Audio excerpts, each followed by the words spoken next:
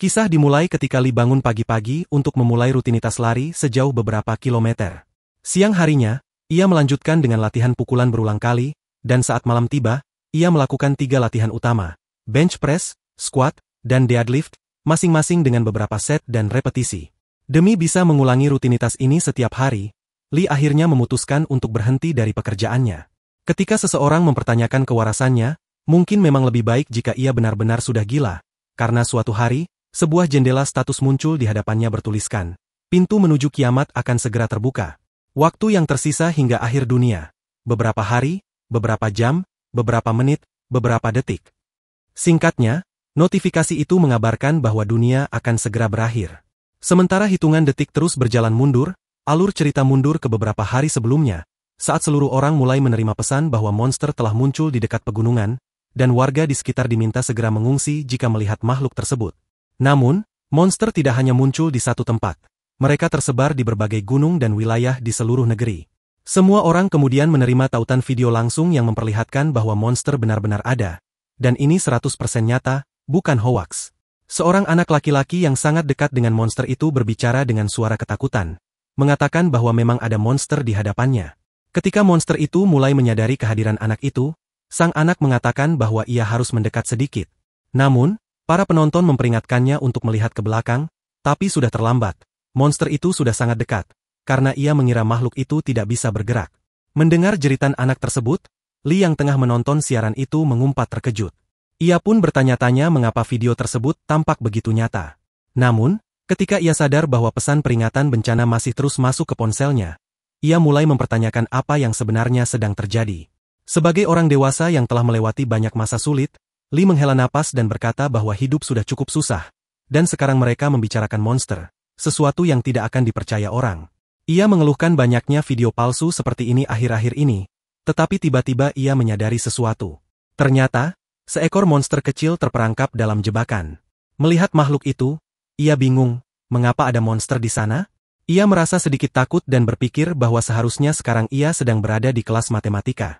Namun, saat Lee hendak pergi, monster itu menggeram dan kemudian menampilkan ekspresi seolah-olah sedang memohon. Dari sorot matanya yang bersinar, Lee menyadari bahwa monster itu sedang meminta pertolongan. Meski makhluk itu berusaha terlihat ramah dan meminta bantuan, Lee tetap merasa takut. Ia pun berkata dalam hati bahwa dirinya adalah manusia, sedangkan makhluk itu adalah monster. Tak ada manusia sebaik itu yang bersedia menolong monster. Dengan mata terpejam, Lee mengatakan bahwa ia tidak bisa menolong makhluk itu, meskipun monster itu menatapnya penuh harap. Namun, sang monster menunjukkan sebuah foto, seolah ingin mengatakan bahwa ia punya keluarga yang menunggunya di rumah. Adegan kemudian berpindah, memperlihatkan Lee yang tampak terkejut karena kini ia memegang sebuah pil goblin perak. Pil tersebut memberikan kekuatan setelah dikonsumsi. Lee mendapatkannya setelah akhirnya ia membantu monster tersebut dan menerima hadiah darinya. Ia hampir tak percaya bahwa makhluk yang ia bantu benar-benar monster. Namun, saat ia memperhatikan sistem yang muncul di depannya, ia bertanya-tanya apa sebenarnya pil goblin perak itu, dan apakah sistem ini hanya sebuah hologram. Saat sistem menyarankan agar pil itu dikonsumsi, Lee masih ragu, siapa yang berani makan sesuatu yang mencurigakan seperti itu? Di saat yang sama, berita mendadak muncul di televisi mengenai kemunculan struktur besar berbentuk menara di seluruh dunia.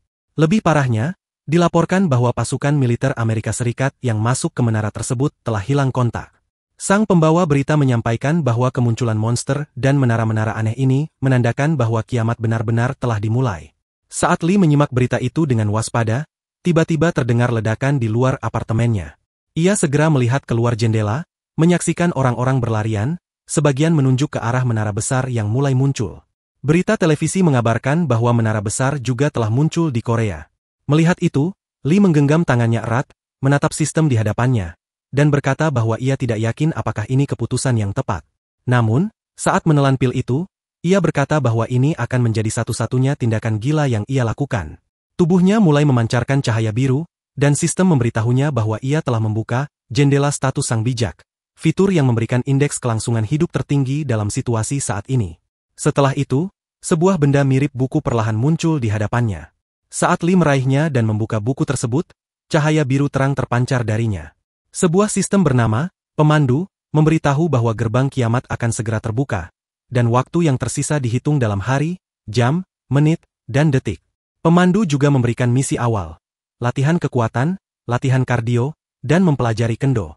Cerita lalu beralih ke masa sekarang, di mana Lee telah mulai mengikuti semua saran dari pemandu, meninggalkan semua kegiatan lainnya demi fokus pada latihan selama beberapa hari. Setelah kiamat dimulai, ia dipindahkan ke tempat yang sama sekali berbeda. Di tengah hutan, tiba-tiba seekor makhluk muncul dari balik semak. Lee memperhatikan makhluk itu dan berpikir apakah itu monster, karena bentuknya lebih menggemaskan dari yang ia bayangkan, seperti rakun bertanduk satu. Namun, rakun bertanduk itu seketika berubah menjadi buas dan melompat ke arah Lee. Dengan kemampuan dasar pedang yang ia miliki, Lee berhasil mengalahkan monster itu. Sebuah pesan sistem muncul, kau telah membunuh rakun bertanduk satu. Kau memperoleh pengalaman. Saat jiwa rakun itu naik ke langit, Lee berkomentar bahwa rakun itu bisa dikalahkan hanya dengan satu tebasan dasar teknik ekstrima, tanda bahwa itu hanya monster tutorial.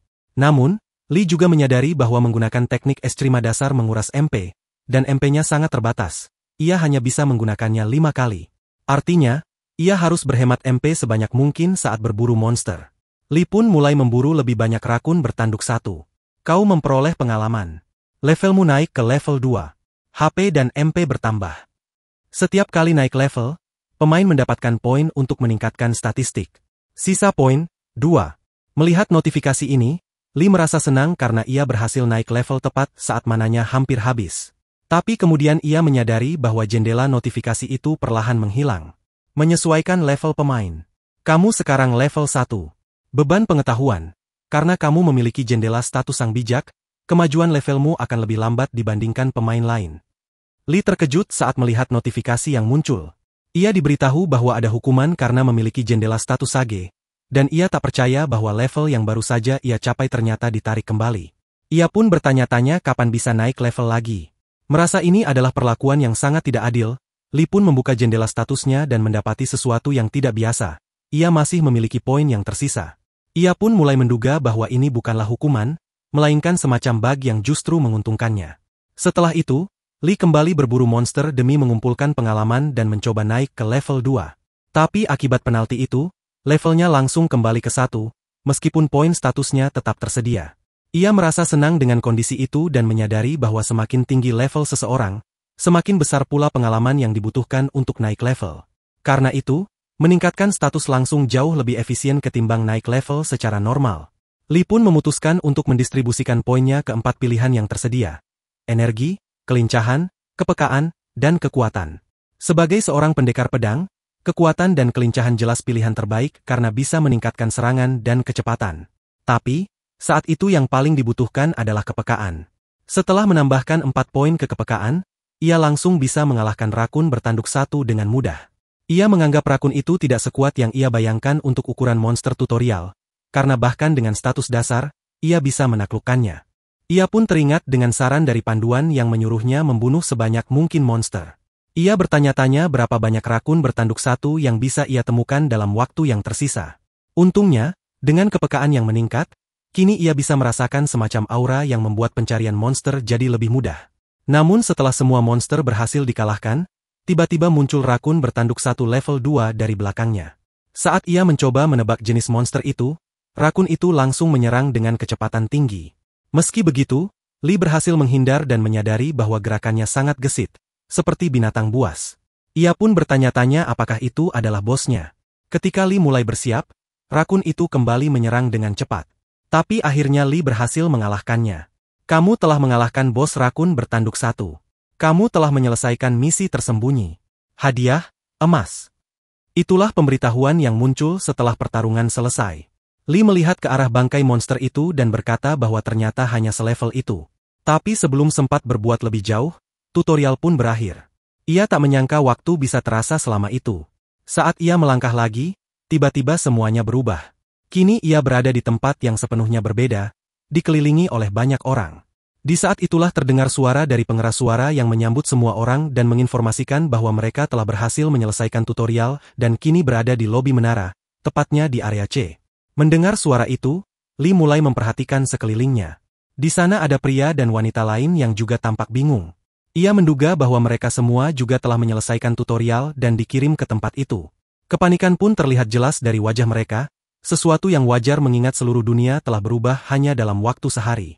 Jika saja Li tak mengetahui bahwa akhir dunia akan datang, mungkin ia akan sama paniknya dengan mereka. Namun, ia mengepalkan tangannya dan berkata dalam hati bahwa ia harus tetap tenang jika ingin keluar dari situasi ini dengan selamat. Lalu, cerita beralih ke seorang gadis yang bertanya di mana mereka berada. Seseorang menjawab bahwa mereka berada di menara akhir. Sang gadis pun menoleh untuk melihat siapa yang menjawab, dan ternyata suara itu berasal dari sosok mungil bernama Sniffles. Ia pun memperkenalkan dirinya sebagai penjaga menara sekaligus penjaga lantai bawah. Orang-orang yang melihatnya pun langsung terkejut, mengatakan bahwa ia muncul entah dari mana. Salah satu dari mereka bahkan bertanya apakah Sniffles adalah anak kecil yang mengenakan kostum. Dengan napas berat, Sniffles mengakui bahwa reaksi seperti itu memang umum terjadi. Tapi sebelum ia bisa melanjutkan penjelasan, Li memotong pembicaraan dan bertanya, jika ini benar-benar akhir dunia, lalu apa yang harus mereka lakukan? Pertanyaan itu membuat Sniffles sedikit tertegun. Ia menunjuk ke arah Li dan berkata bahwa itu pertanyaan yang bagus. Lalu, dengan ekspresi yang berubah serius, Sniffles menjelaskan bahwa semua orang yang ada di sana akan ikut serta dalam permainan yang mempertaruhkan nyawa mereka. Ucapan itu langsung membuat orang-orang mulai berkeringat dingin. Tapi Sniffles melanjutkan bahwa seluruh umat manusia di bumi kini berada di menara ini, dan mereka harus bekerja sama dalam setiap misi di tiap lantai demi mencapai puncak menara. Li kemudian bertanya apakah mereka bisa kembali ke kehidupan normal setelah mencapai puncak. Sniffles, sambil tersenyum tipis, menjawab bahwa ia sendiri tidak tahu. Li pun bertanya apa sebenarnya tujuan dari mendaki menara. Tapi Sniffles hanya menjawab dengan santai bahwa tak semua hal butuh makna, karena bagi mereka yang tak mencoba mendaki, yang ada hanyalah kematian. Dengan ekspresi mengerikan, Sniffles juga menambahkan bahwa banyak orang telah mati hanya dalam tutorial. Mendengar hal itu, Li mulai berpikir, mengapa ia tak memikirkan hal ini sebelumnya? Padahal ia tahu bahwa itu hanya tutorial. Tapi ia sadar, mungkin banyak orang yang memang tidak berhasil lolos.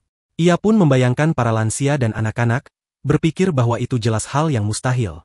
Namun sebelum sempat menyelesaikan pikirannya, Sniffles kembali berbicara dan bertanya apakah ada yang bersedia mencoba membunuhnya. Ia berkata bahwa satu-satunya cara untuk pulang adalah dengan membunuh dirinya, dan bahkan ada hadiah khusus bagi siapapun yang berhasil. Li yang mendengar hal itu langsung curiga, apakah ini adalah jebakan? Dari luar, Sniffles memang terlihat lemah, namun tak mungkin ia bisa dikalahkan dengan mudah jika memang memiliki level tertentu. Maka Li pun memutuskan untuk menunggu dan mengamati dulu.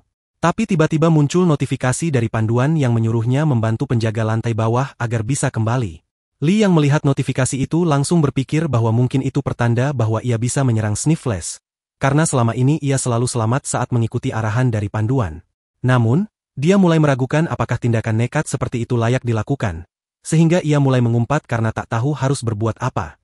Namun, pada saat yang sama, seseorang berkata bahwa dia akan melakukannya karena jika Sniffles ingin mati, maka dia sendiri yang akan membunuhnya.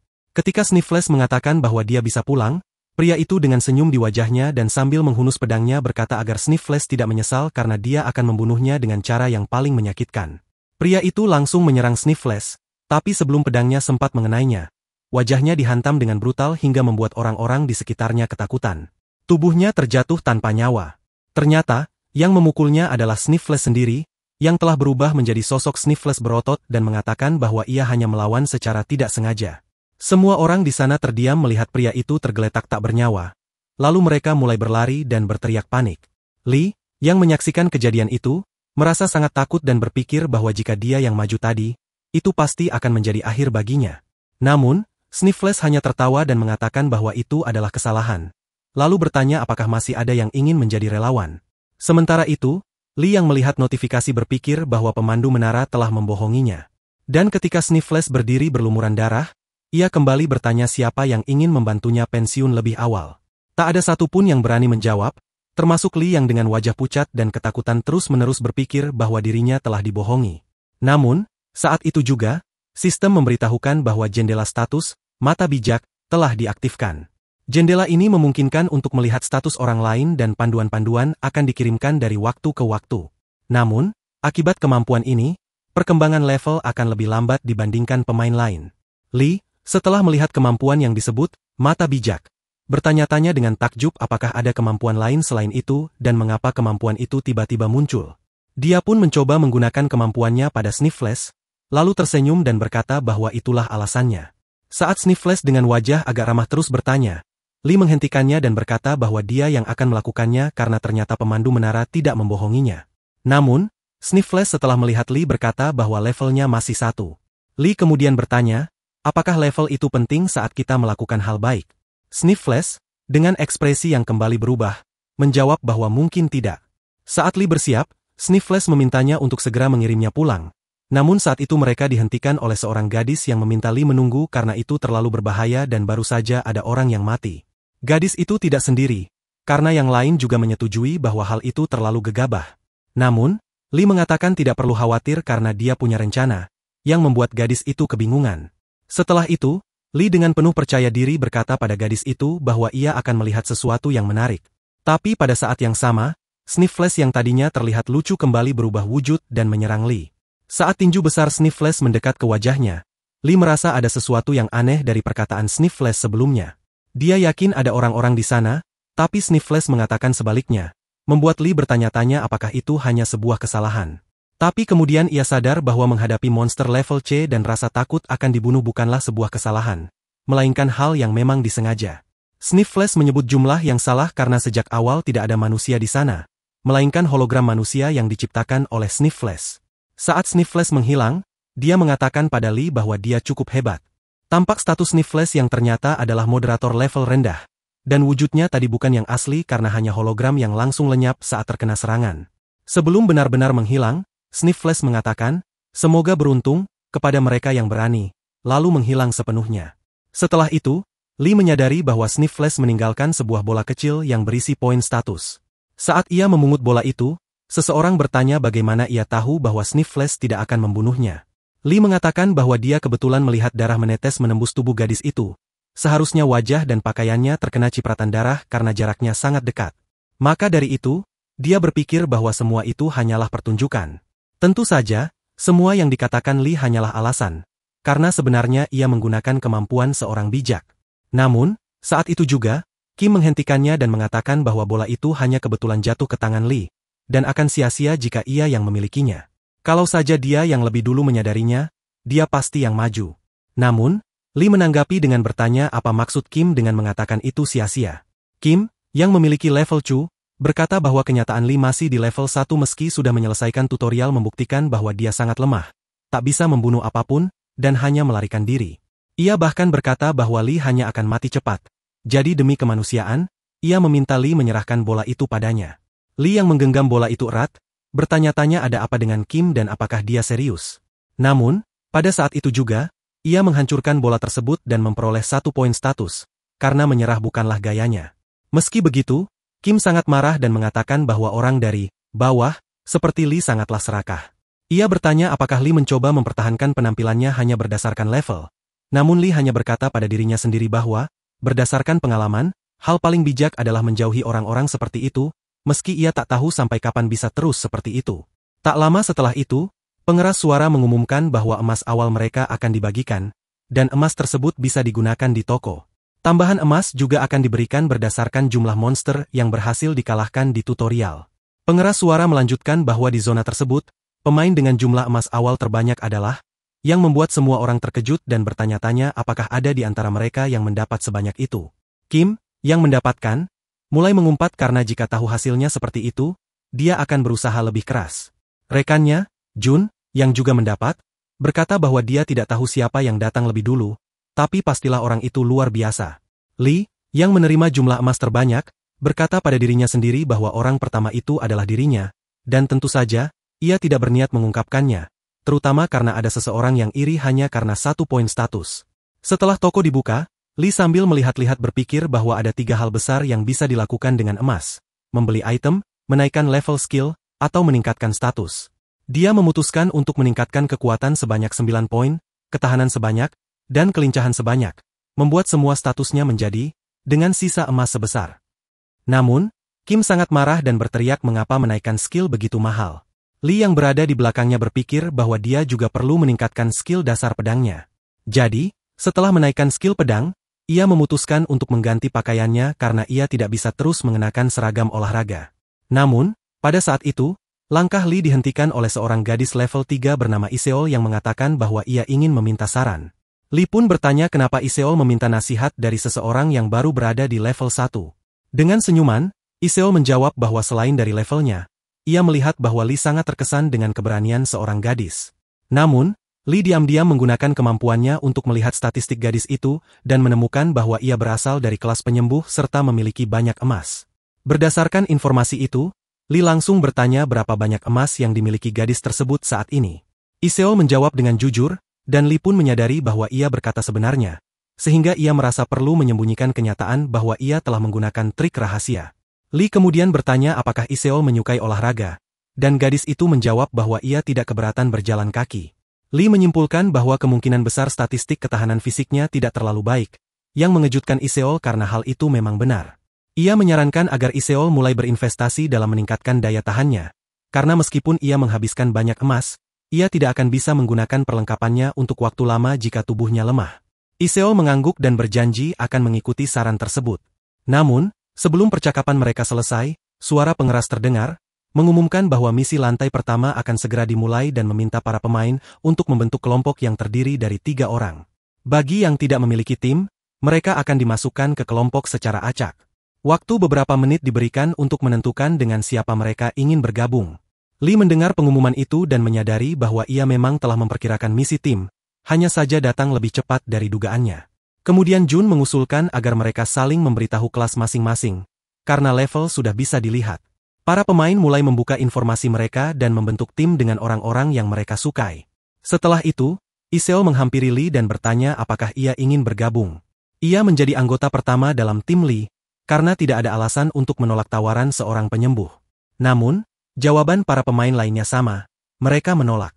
Meskipun ada seorang healer, mungkin mereka enggan harus bekerja sama dengan pendekar level 1.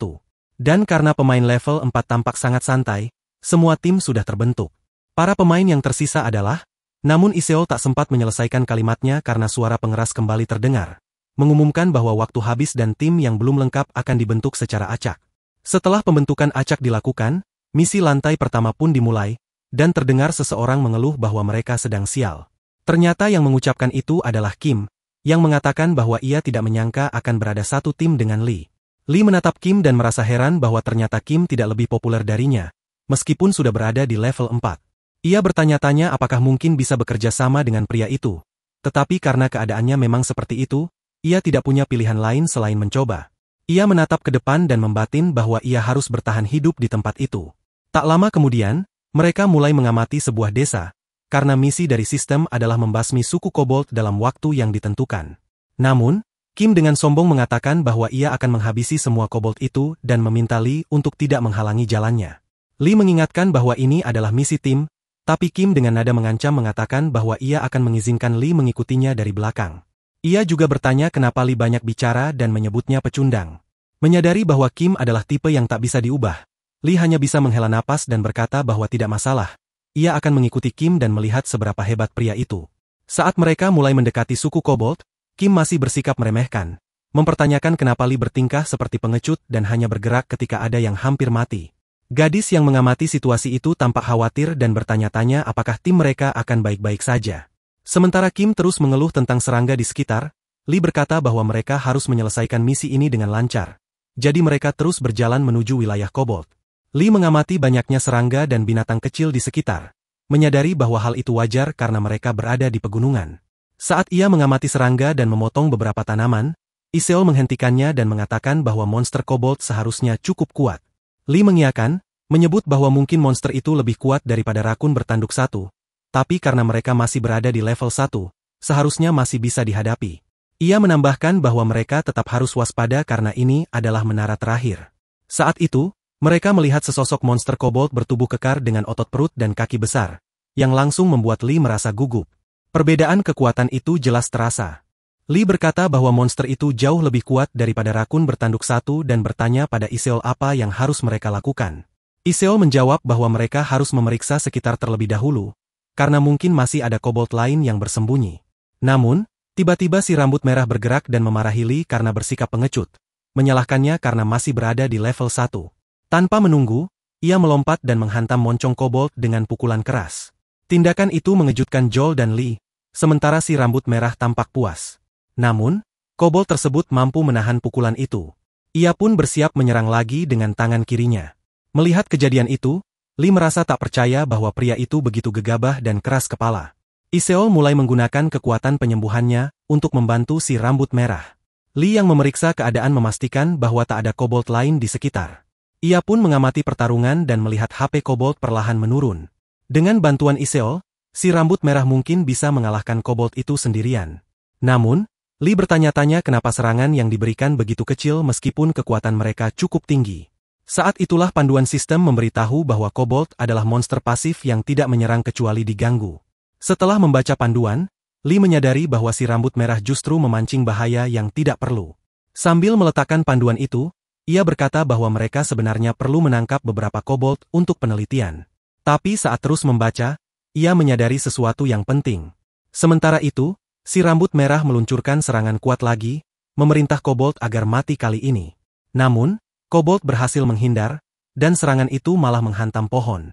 Pohon itu pun tumbang dan menimpa kobold lain, membuat monster tersebut menjadi sangat marah.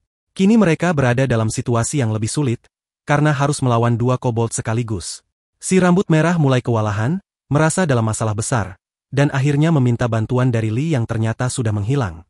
Ia mengumpat, menyebut Lee pengecut karena melarikan diri, namun tiba-tiba kobold lain datang dengan membawa gada besar. Iseol berhasil melukai kobold itu sedikit, tapi ia terpeleset dan jatuh karena batu di belakangnya. Dalam ketakutan, ia melihat kobold itu mendekat dengan gada besar, namun tiba-tiba sebuah buah terbang dan menusuk kobold itu, diikuti oleh serangan ganda dari pedang Lee. Pedang Lee mengenai kobold dengan dua tebasan cepat, dan luka yang ditimbulkan membuat kobold itu berubah menjadi ungu sepenuhnya, lalu meledak. Kau berhasil mengalahkan kobold level 6. Si rambut merah tampak sangat terkejut melihat Lee berhasil mengalahkan makhluk itu, begitu pula dengan Jiseon. Namun Lee hanya tersenyum dan mengatakan bahwa hal itu tidaklah mengejutkan, karena saat para makhluk itu memakan semua buah-buahan, mereka tidak menyentuh satu buah tertentu. Ia merasa ada yang aneh dan memutuskan untuk menganalisis buah itu dengan sistem, yang ternyata adalah apel beracun. Itulah alasan para makhluk itu menghindarinya. Selain itu, panduan juga menyebutkan bahwa kobold sangat rentan terhadap racun. Kumpulkan racun dari pegunungan dan gunakan itu, katanya sambil tersenyum lebar sambil memegang apel beracun, lalu menambahkan bahwa itulah kunci dari misi level 1. Sementara si rambut merah terlihat sedikit gelisah dan kesal, Lee menanyakan keadaan Iseol. Gadis itu menjawab bahwa dia baik-baik saja dan mengucapkan terima kasih padanya. Lee kemudian berkata bahwa dia tidak menyangka orang lain bisa tertarik ke tempat itu karena ulah si rambut merah. Dan jika ia datang sedikit lebih lambat, semuanya bisa menjadi berbahaya.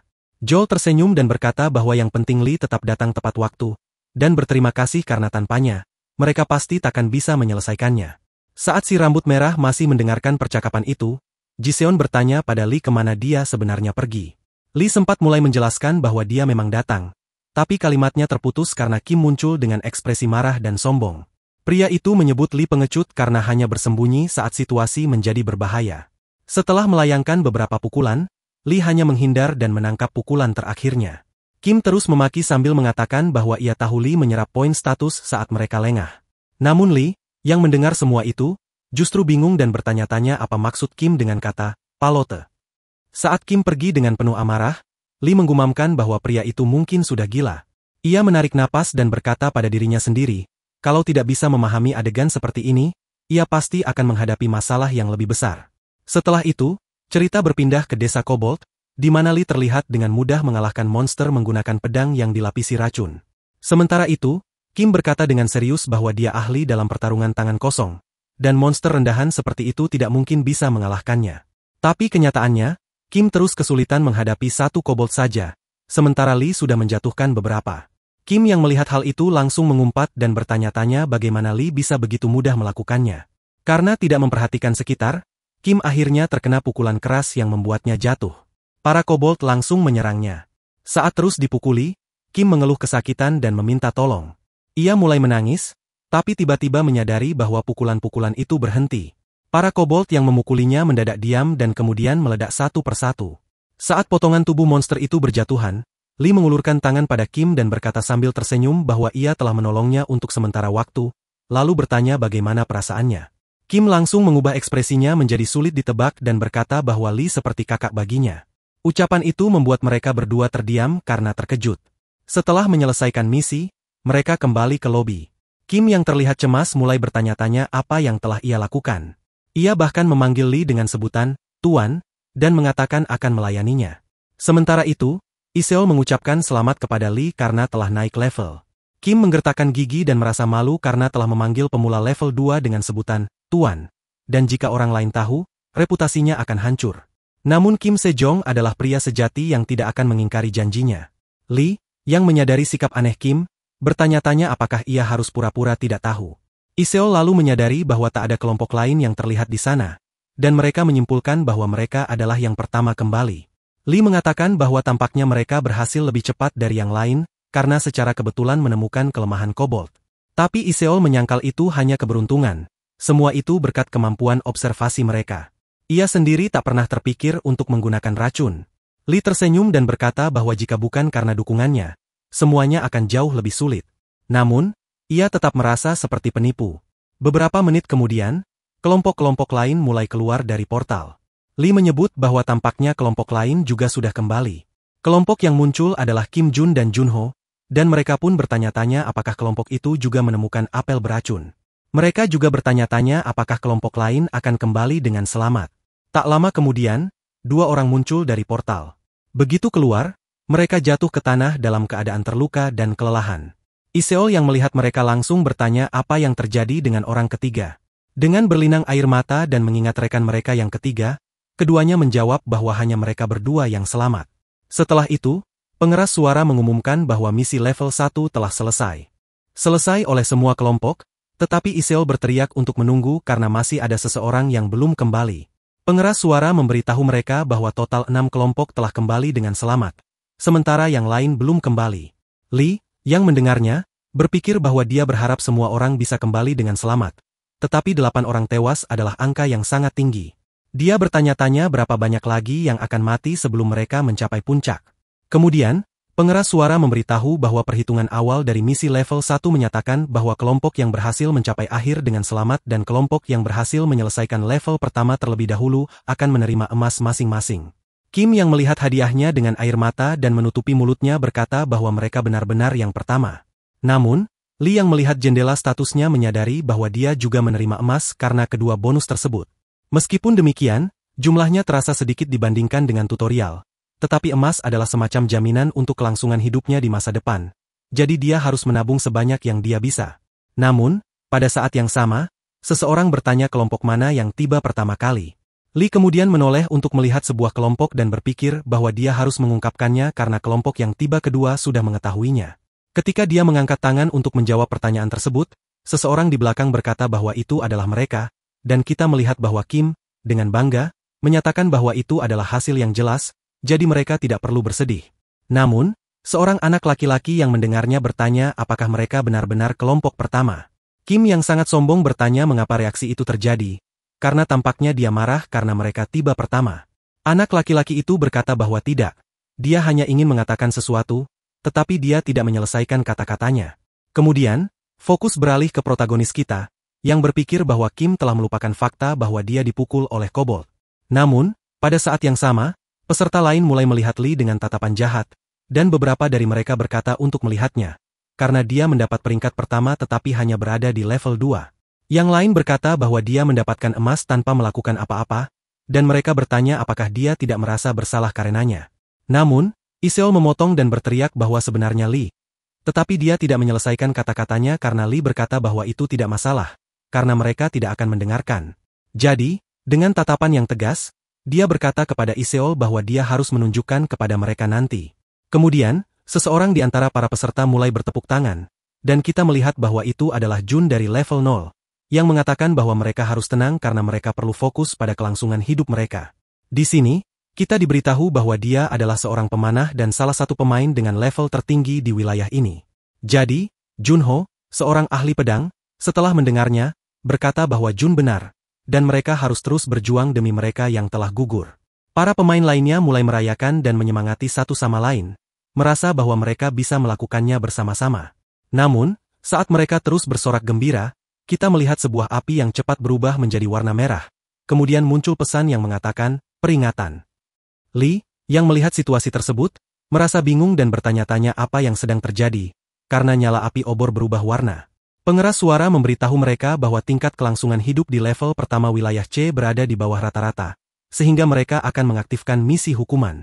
Pengeras suara juga memberitahu semua orang bahwa misi kematian akan segera dimulai, dan meminta para peserta untuk memilih seorang kandidat di pikiran mereka. Pemain yang mendapatkan suara terbanyak akan menjalankan misi kematian, dan mereka hanya memiliki beberapa menit untuk melakukan pemungutan suara tersebut. Jika mereka tidak memilih siapapun, maka suara otomatis akan diberikan kepada diri mereka sendiri. Para peserta dengan cepat menyadari bahwa menjadi yang terpilih di sini berarti mati, sehingga mereka, dengan penuh ketegangan, mulai memperhatikan siapa yang harus mereka pilih untuk dipilih. Namun, pada saat yang sama, Iseo mengatakan kepada semua orang bahwa jika mereka semua memilih diri mereka sendiri, maka tidak ada yang harus menjalankan misi kematian. Namun, pemain lain berteriak bahwa itu bisa membuat mereka semua harus menjalankannya. Sementara itu, yang lain berteriak bahwa ini bukan saatnya untuk berdebat, karena waktu terus berjalan. Di tengah kerumunan, seorang gadis mulai menunjuk seseorang, dan kita melihat bahwa dia menunjuk Lee untuk dipilih. Iseo, yang melihat suara di atas kepala Lee, berkata bahwa itu terlalu kejam. Junho, yang tampak sangat gugup dan diam, mendekati Lee untuk meminta maaf, mengatakan bahwa mereka harus memilih. Lee dengan senyum palsu berkata bahwa dia tidak berharap apa-apa, tetapi dia merasa sedikit bingung karena dia tidak ingin mati, bagaimanapun juga. Namun, Iseo memberitahu yang lain bahwa masih belum terlambat jika mereka semua memilih diri mereka sendiri. Namun, Lee memotong dan mengatakan bahwa itu tidak akan berhasil, dan bahwa Jun benar, mereka tidak tahu apakah itu akan berhasil.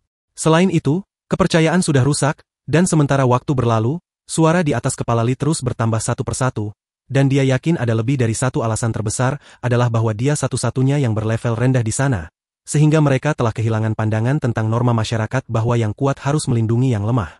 Namun, topeng mereka telah jatuh, dan orang-orang menunjukkan diri mereka yang sebenarnya.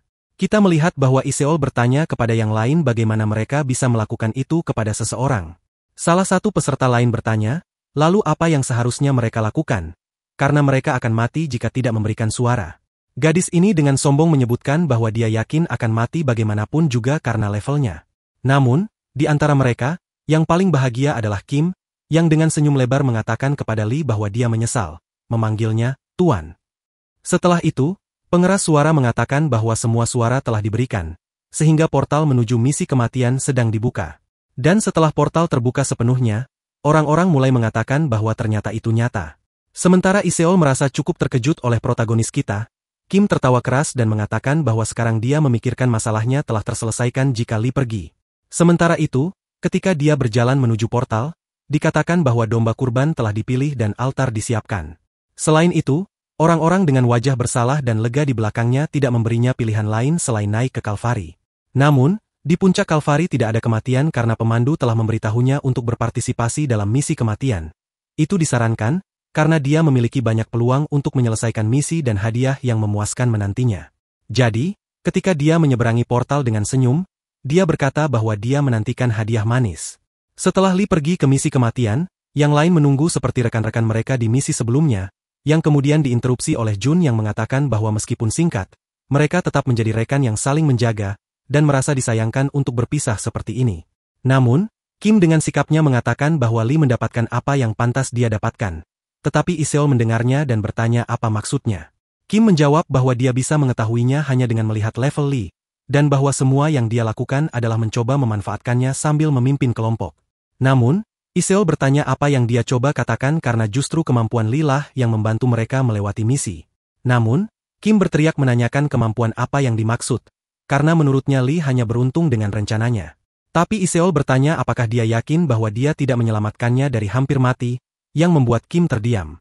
Dia kemudian mengingat apa yang terjadi dan berpikir bahwa mungkin dia memang memiliki kemampuan, dan mungkin dia memiliki kemampuan untuk mengubah level yang ditampilkan, sehingga dia bertanya-tanya apakah Lee bisa kembali dengan selamat. Jun yang mendengarnya menyebutkan bahwa secara pribadi dia berharap Lee sebaik yang digambarkan oleh Iseol, sehingga dengan begitu dia setidaknya memiliki sedikit peluang untuk kembali.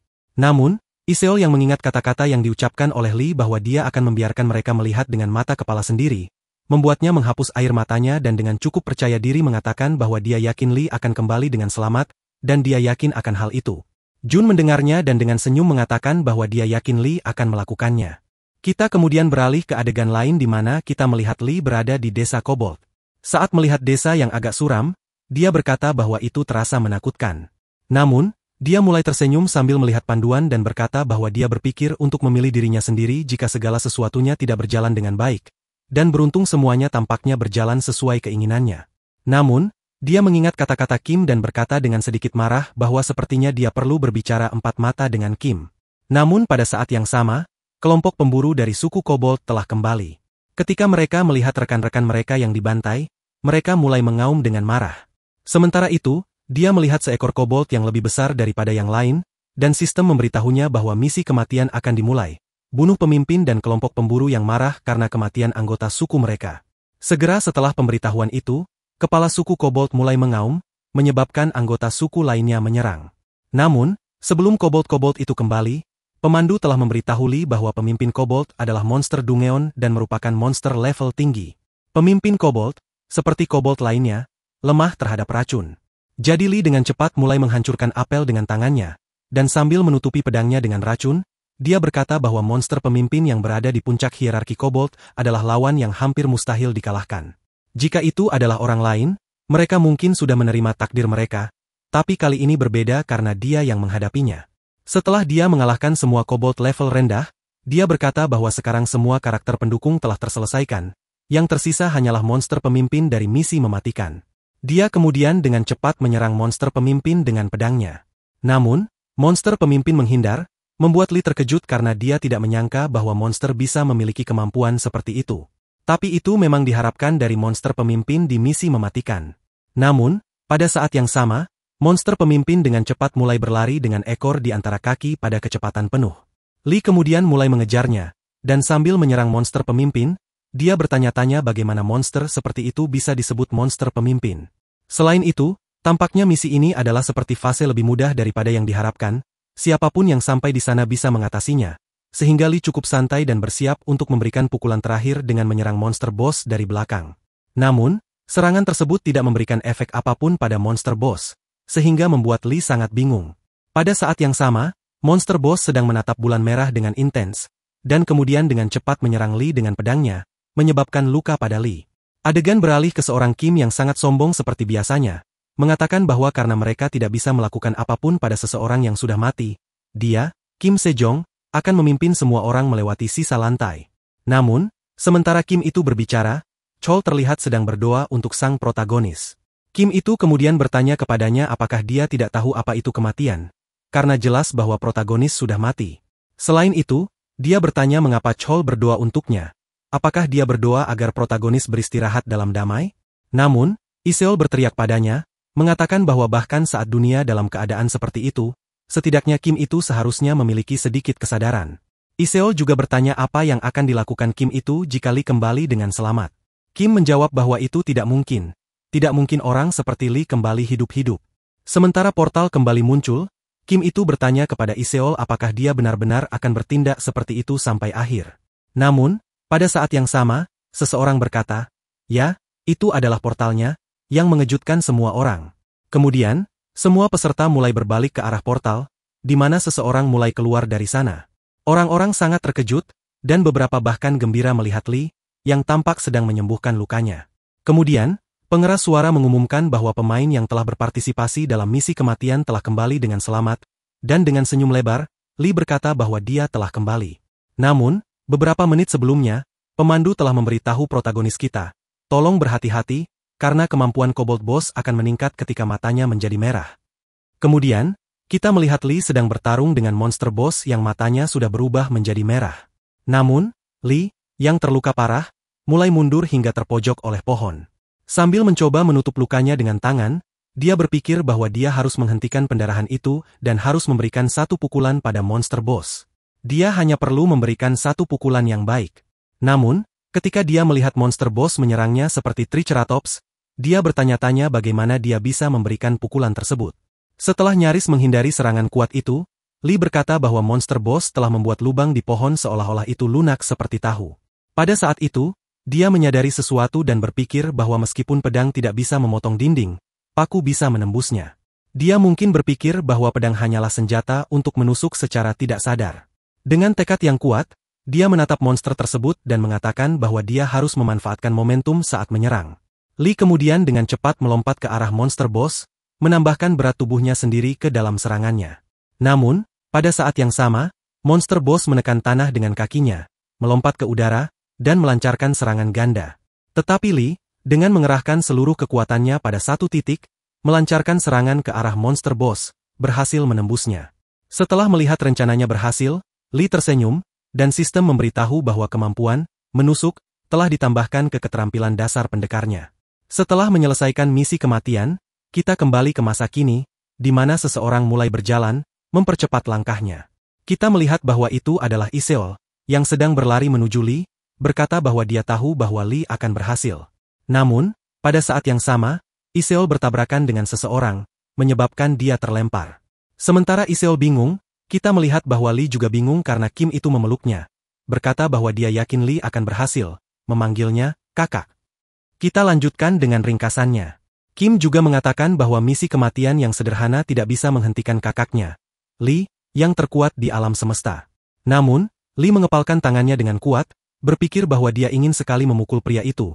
Tetapi pada saat yang sama, seseorang menyela dan bertanya apakah dia benar-benar telah menyelesaikan misi kematian, menegaskan bahwa dia senang melihat Lee baik-baik saja. Tetapi jika dia telah menyelesaikan misi tersebut, seharusnya dia mendapatkan banyak pengalaman, namun levelnya tidak berubah. Pengamatan itu membuat pemain lain mulai berbisik-bisik, mengatakan bahwa sekarang setelah mereka pikirkan, Lee masih berada di level 2. Sementara pemain lain terus membicarakan level Lee, dia dengan marah berpikir bahwa dia mengira sudah terbiasa dengan semua ini. Lee kemudian mengingat sebuah ujian yang dia hadapi saat kecil dan berkata bahwa dunia menginginkan para yang lemah tetap menjadi lemah karena teman-teman berbisik bahwa tampaknya Lee tidak lulus ujian tersebut. Teman lainnya menyebutkan bahwa kemungkinan besar dia curang, sehingga semua orang mulai mengejek dengan mengatakan bahwa dia pasti curang, karena seorang yatim piatu yang menyedihkan tidak akan pernah mendapatkan nilai terbaik. Kemudian kita kembali ke masa kini, di mana orang-orang membicarakan bahwa Lee mungkin bersembunyi di suatu tempat dan menunggu waktunya sebelum keluar, seperti di tutorial. Orang lain mengatakan bahwa itu masuk akal karena dia tidak bisa melakukan apa-apa dengan level tersebut.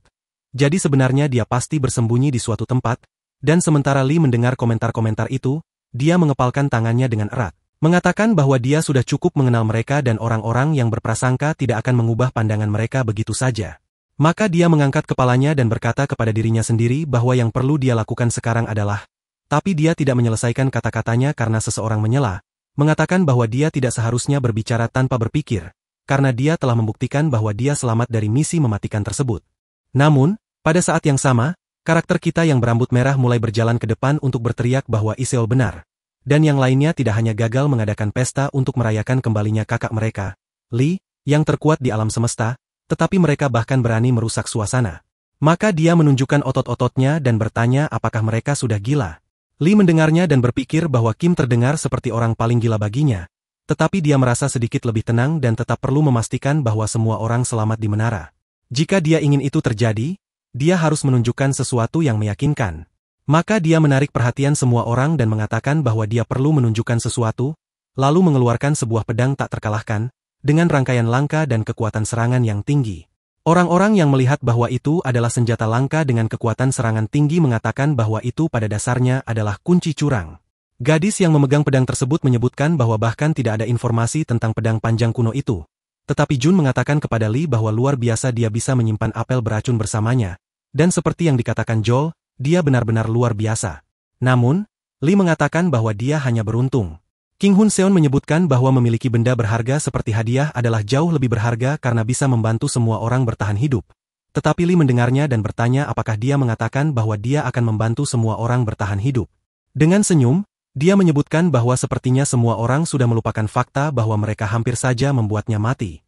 Kata-kata itu membuat semua orang terdiam, terutama Kim yang bahkan mulai memalingkan wajahnya. Namun, Junho yang menggigit bibirnya mengatakan kepada Lee bahwa dia minta maaf. Maka dia mulai menundukkan kepalanya sedikit dan menyebutkan bahwa dia membenarkannya dengan berpikir bahwa itu tidak bisa dihindari. Tetapi pada akhirnya itu adalah egoisme murni karena dia berpikir selama itu bukan dirinya, semuanya akan baik-baik saja. Meskipun dia tahu bahwa memilih Lee ketika dia memiliki level terendah sama saja dengan menyerangnya diam-diam. Maka dia menunduk dan mengatakan bahwa mereka melemparkannya ke dalam situasi mematikan agar mereka bisa hidup. Sehingga dia benar-benar meminta maaf, dan dengan air mata dia mengatakan bahwa dia benar-benar senang Lee kembali hidup-hidup. Sementara Lee tetap dalam keheningan mutlak, Seorang gadis dengan sikap arogan bertanya mengapa mereka harus sejauh itu. Karena seseorang memang harus pergi, dan meskipun Lee kembali dengan barang langka, semuanya baik-baik saja. Tapi Junho mendengarnya dan bertanya bagaimana dia bisa mengatakan itu. Dan dengan suara lantang bertanya apakah dia tidak merasa sedikit pun bersalah. Gadis itu menjawab bahwa itu bukan urusannya untuk mengatakan itu karena dia juga memilih Lee sebelum yang lainnya. Tapi pada saat itu, Lee menyela percakapan dengan mengatakan bahwa alasan dia mengeluarkan pedang itu bukan untuk menghukum mereka, melainkan untuk mencegah hal itu terjadi lagi. Mereka pasti telah menyadari selama pemungutan suara dalam misi mematikan bahwa menara itu berusaha memecah belah mereka dan memicu ketidakpercayaan di antara mereka, menyebabkan konflik, dan mungkin menikmati mengirim mereka menuju kehancuran. Dan sementara semua orang tercengang dan diam, Lee melanjutkan dengan mengatakan bahwa dia percaya kembalinya dia dari misi mematikan adalah sebuah kesempatan, karena dia telah membuktikan bahwa tindakannya bisa menantang niat menara. Jun mendengarnya dan bertanya apakah dia punya rencana untuk masa depan. Lee menjawab bahwa dia akan mencari cara agar sebagian besar orang bisa bertahan hidup dan akan terus mendaki menara, mendaki lebih tinggi dan lebih tinggi, dan ketika mereka mencapai puncak suatu hari nanti, mereka bisa mendapatkan kembali hidup mereka. Kata-kata itu telah menyalakan secercah harapan di hati setiap orang yang hadir. Namun, pada saat itu juga, Iseol berteriak bahwa untuk itu semua orang di sana harus bergandengan tangan. Junho yang telah melihat kejadian tersebut berkata dengan air mata dan cahaya terang bahwa Lee adalah orang yang sangat dermawan dan mereka seharusnya tidak menilainya berdasarkan sesuatu yang sepele seperti itu. Namun, pada saat yang tepat itu, kelinci mengatakan bahwa ini adalah sebuah kemalangan untuk misi tersebut karena ini adalah permainan bertahan hidup. Orang-orang yang melihatnya bertanya apakah dia belum pergi, yang lain berkata bahwa kali ini mereka juga akan mendapatkan poin statistik. Namun, Lee, yang telah mendengar kelinci itu, mengatakan bahwa untuk misi bertahan hidup, maksudnya adalah bahwa ini. Dia tidak menyelesaikan kalimatnya karena kelinci itu berkata bahwa dia cepat setelah semua ini dan dengan raut wajah yang lebih mengerikan. Dia berkata bahwa misi untuk level 2 akan melibatkan para pemain di tempat itu dan akan menjadi pertempuran royal, sehingga menyebabkan ketakutan pada semua orang yang hadir. Namun, kelinci itu dengan senyuman ramah mengatakan kepada semua orang bahwa karena ini adalah level yang lebih rendah. Ini hanyalah sebuah rasa ringan untuk semua orang, jadi mereka harus semangat. Setelah itu, kelinci mengatakan bahwa dia akan menjelaskan aturannya. Yang pertama adalah bahwa dalam misi level 2 akan ada pemain dan duplikat, jadi total akan ada beberapa orang. Yang kedua adalah sebuah kondisi yang harus dipenuhi, yaitu mereka harus membunuh semua duplikat. Namun, para duplikat tidak hanya akan memiliki statistik yang sama tetapi juga kenangan yang sama. Jadi, ini tidak akan mudah, dan yang paling penting adalah aturan nomor 3, karena tidak akan ada hadiah untuk pemain yang membunuh duplikat. Tetapi jika seorang pemain membunuh pemain lain, mereka dapat memperoleh poin statistik dan emas. Dengan kata lain, misi ini bisa menjadi peluang bagi mereka, tetapi para pemain yang mendengarnya berkata bahwa pada dasarnya mereka disuruh saling membunuh. Namun, pada saat yang sama, kelinci itu bersiap untuk menjentikan jari dan mengatakan bahwa terakhir, setiap beberapa menit jika tidak ada pembunuhan yang terjadi, semua orang akan segera dipanggil ke lobi dan akan menghadapi bencana besar. Lalu, dia menjentikan jarinya dan mulai membuka portal di mana dari dalamnya muncul sebuah tangan besar. Dan sementara monster besar mulai keluar dari portal, kita melihat bahwa levelnya bahkan tidak terlihat, sehingga menimbulkan ketakutan dan teror pada semua orang yang hadir, termasuk protagonis kita. Tetapi pada saat yang sama, monster itu melancarkan serangan, meninggalkan tinju besar yang tergores di tanah. Lee, yang telah menghindari serangan itu dengan cepat, melihat ke arah monster itu dan berkata pada dirinya sendiri bahwa ini benar-benar sebuah bencana. Pemain yang sangat ketakutan bertanya sambil gemetar apakah ini nyata karena mereka baru saja melewati lantai pertama. Jadi dia bertanya bagaimana mereka seharusnya melawan hal ini. Dan saat gadis itu meminta bantuan karena dia tidak ingin mati, Lee berkata pada dirinya sendiri bahwa ini buruk karena semua orang telah jatuh dalam kepanikan. Tetapi monster itu dengan cepat melancarkan serangan lain kepada seorang pemain. Namun sebelum mengenai, Lee yang sangat cepat menyelamatkannya dan berkata bahwa misi lantai 2 bahkan belum dimulai. Jadi dia bertanya apa yang sebenarnya dilakukan kelinci itu. Lalu, dia melihat ke arah kelinci yang sedang berada dalam posisi fetal dan berpikir mungkin kelinci itu sedang mengadakan pertunjukan agar mereka menganggap misi ini dengan serius. Yang berarti ini hanya contoh tentang bagaimana segalanya akan terjadi. Jadi, dia sampai pada kesimpulan bahwa kelinci itu tidak berniat menyakiti mereka. Namun, monster itu kembali menyerang, menyebabkan 3 pemain terluka. Tetapi Jun dan Kim mulai melawan, meskipun itu tidak berdampak apa-apa pada monster tersebut. Lee, yang telah melihat serangan-serangan monster itu, berpikir bahwa ini bukan hanya untuk tampilan semata karena monster itu benar-benar mencoba membunuh mereka. Dan sementara Iseol menyembuhkan para korban, Lee berpikir bahwa tidak ada yang mati sejauh ini, tetapi itu tidak akan bertahan lama. Tetapi pada saat yang sama, monster itu mulai mempersiapkan serangan lain. Jadi Lee saat melihatnya berkata kepada semua orang untuk mundur, dan saat dia bersiap-siap, dia berpikir bahwa ini bukan waktu untuk khawatir tentang apa yang orang lain pikirkan karena jika dia tidak bisa menghentikannya, maka semua orang akan mati. Jadi, dengan segala kekuatannya, dia mulai menggunakan sinergi antara pedang yang tak terkalahkan dan serangan menusuk. Para pemain yang melihat Lee berhasil mengalahkan monster itu mengubah ekspresi mereka menjadi sangat terkejut. Tetapi yang paling terkejut adalah protagonis kita. Dia tidak percaya bahwa dia bisa mengalahkannya. Dan sementara para pemain terdiam dalam keheningan, mereka dengan cepat mulai meneriakkan nama Lee, tetapi sambil melihat pedangnya, dia bertanya-tanya apakah pedang itu benar-benar sekuat itu karena ini benar-benar berbeda dari semua yang dia alami sejauh ini. Namun, sistem memberitahu bahwa dia akan berada dalam keadaan kelelahan selama beberapa menit karena dia telah menggunakan kekuatan di luar batasnya. Jadi, dia mulai jatuh dan sementara jatuh, dia berpikir bahwa ini sudah berakhir. Tetapi setelah beberapa menit, dia mulai membuka matanya dan sistem memberitahu bahwa keadaan kelelahan telah terangkat. Rekan-rekan yang melihat bahwa dia telah terbangun mulai merasa lega, tetapi Junho dengan air mata dan sangat terharu berkata bahwa dia tidak percaya bahwa Lee telah bertindak dengan begitu rendah hati meskipun sangat kuat. Bahkan dalam kehilangan kesadaran yang terjadi pada saat terakhir itu sempurna. Tetapi Lee, sambil mencoba untuk bangkit, bertanya apa yang terjadi dengan bencana besar itu. Kelinci dengan senyuman lebar mengatakan bahwa bencana itu telah dibatalkan karena itu hanya untuk memberi mereka gambaran tentang situasinya.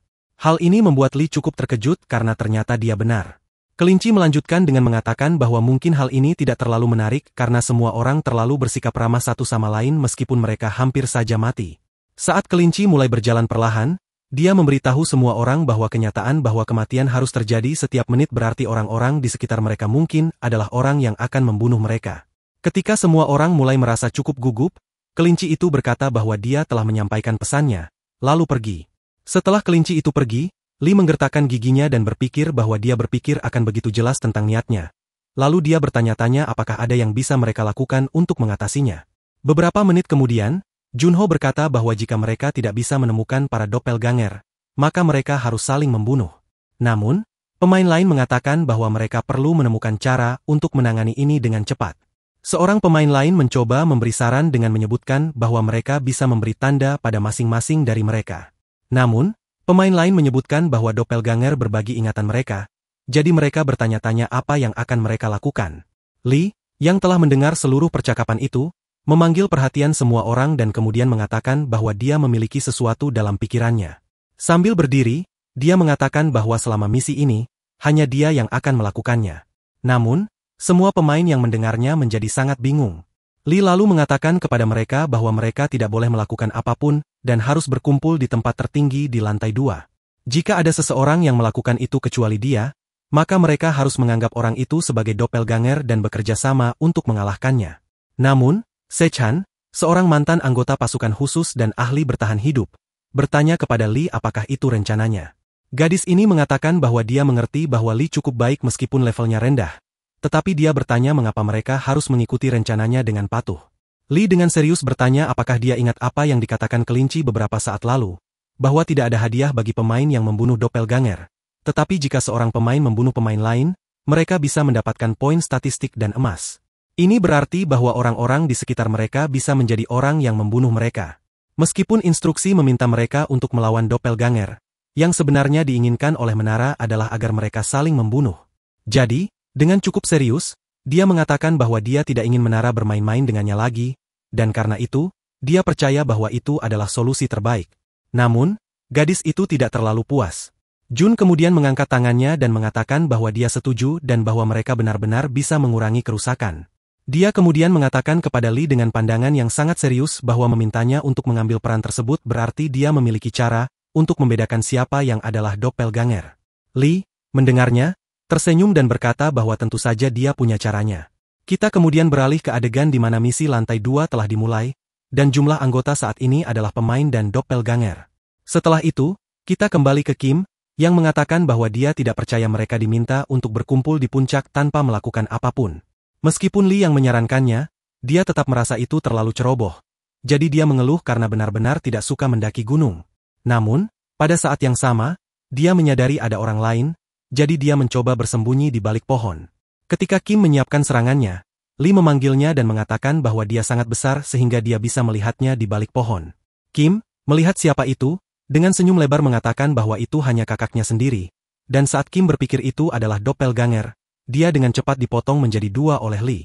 Kita kemudian kembali ke beberapa menit sebelumnya, di mana Lee melihat pemberitahuan dari panduan yang memberitahukan bahwa pemain pertama yang mencapai sejumlah statistik tertentu dalam sensitivitas akan menerima kemampuan indera tak tertandingi, sebagai hadiah karena menjadi yang pertama mencapai pencapaian tersebut.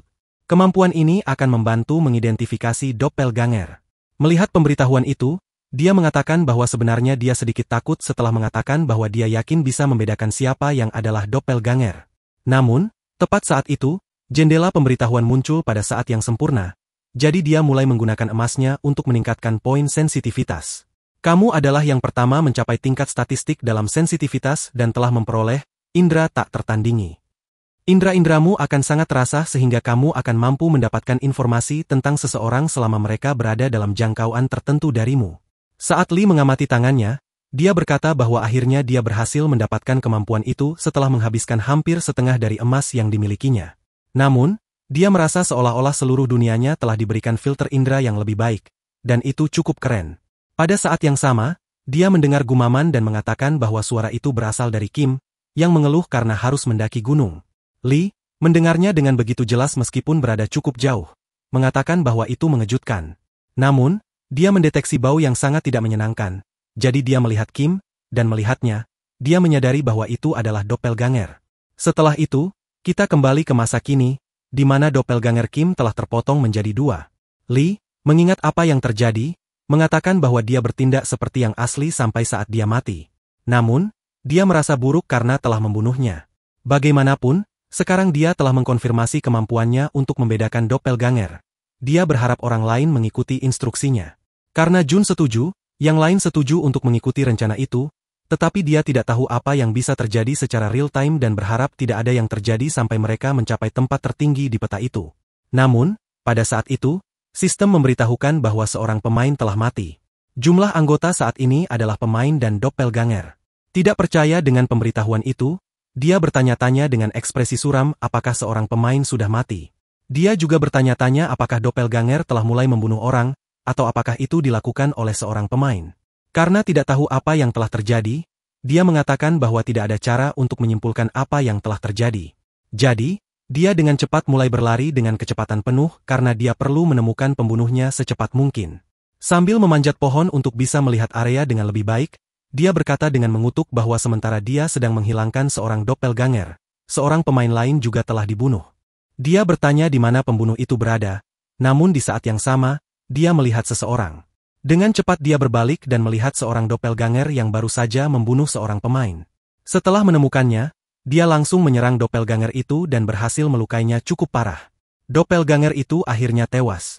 Jumlah pemain doppelganger yang tersisa sekarang hanyalah Lee. Saat mengamati doppelganger tersebut, dia berpikir bahwa mungkin dialah sang pembunuh, namun ternyata dugaannya salah. Meski begitu, dia tetap merasa lega karena berhasil membunuhnya sebelum sempat melukai lebih banyak orang. Namun, di saat bersamaan, Jun yang terluka parah tampak terbaring di semak-semak.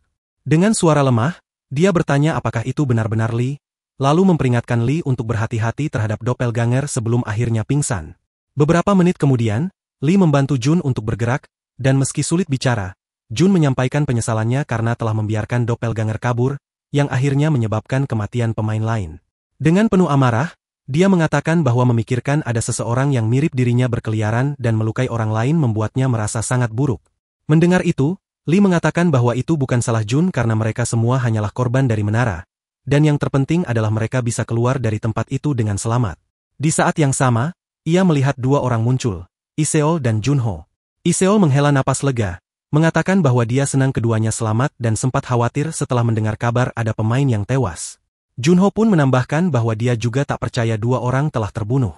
Saat Iseol mulai menggunakan sihirnya dan menanyakan apakah Jun terluka karena ia ingin menyembuhkannya, Lee justru menghunuskan pedangnya dan meminta Jun mundur karena dua orang itu adalah doppelganger. Mendengar itu, ekspresi keduanya langsung berubah. Salah satu dari doppelganger yang menyerupai Junho langsung menyerang, sambil bertanya apakah Lee masih menyimpan dendam atas kejadian dalam misi kematian. Sementara itu, Jun mengatakan kepada Lee agar menjaga Joel. Ia merasa heran mengapa doppelganger itu begitu berani menunjukkan diri, apalagi jika salah satunya memiliki ingatan Iseol, itu berarti mereka tahu betapa kuatnya dia. Saat itu pula, doppelganger Iseol menyerang dari belakang. Namun Lee menyadarinya tepat waktu dan menghindar. Tapi doppelganger Junho segera memanfaatkan kesempatan untuk menyerang juga. Lee melompat menghindar dan bermanuver di udara. Saat mendarat, sebuah anak panah nyaris menancap di kepalanya namun malah menghantam pohon. Saat ia melihat siapa yang menembakkan panah, ternyata itu Jun, dengan ekspresi yang berbeda, berkata bahwa sayang sekali, dia mengira sudah mencapai skakmat. Ketika para doppelganger mulai berjalan mendekati Jun, kisah kembali ke beberapa menit sebelumnya. Saat itu Lee telah mengalahkan salah satu doppelganger, namun Jun melihat Lee, lalu tersenyum. Ia menarik busurnya, dan terungkap bahwa ia dulu bekerja sebagai nelayan. Jun menusukkan anak panah ke punggungnya sendiri sebagai umpan, dan dengan seringai jahat, ia berkata bahwa perburuan manusia kini dimulai. Kembali ke masa sekarang, Jun mengatakan pada Lee bahwa dia sampai tak sadar berbicara dalam dialek karena terlalu bersemangat. Lalu dia bertanya apa yang Lee rasakan saat itu. Pengkhianatan? Kesia-siaan? Amarah?